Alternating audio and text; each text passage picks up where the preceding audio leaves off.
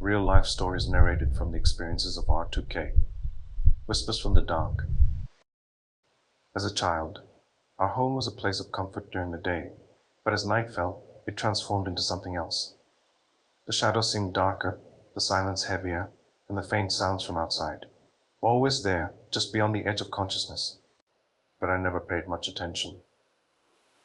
I was just a kid, after all. What harm could a few strange noises do? A few years passed and I grew up. But even as I left for college, some things never changed. Whenever I visited home, I found myself drawn to that same living room, staying up late into the night. It was a habit I couldn't shake.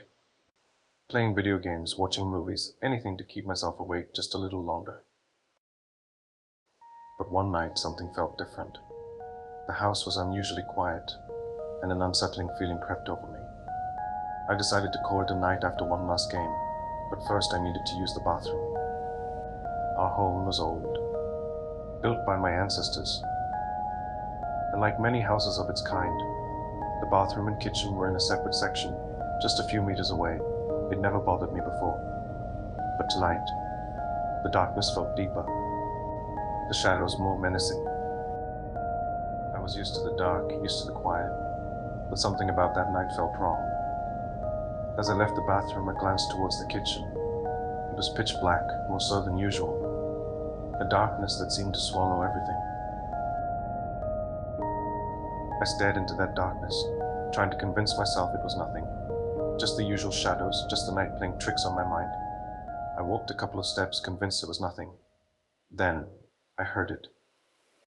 A faint sound from the kitchen area, maybe a bat, or maybe something else. I glanced back at that spot, fear coiling inside me like a snake. It couldn't be real.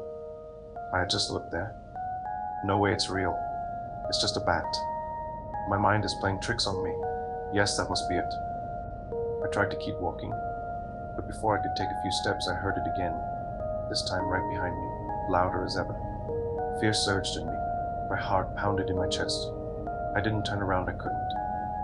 I kept telling myself it was just a bat, just the darkness messing with my mind. But deep down, I knew something was terribly wrong. I turned off my game, switched off the lights, and tried to sleep, but I couldn't shake the feeling that something was still outside. There was a window in the room, one that looked out at the bathroom area. I lay in bed, staring at that window, terrified that something might pop up, but nothing happened. I told myself there was nothing to be afraid of, that it was just the dark playing tricks on my mind. And maybe it was. But I knew, deep down, that whatever it wasn't the last time I'd experienced something like this.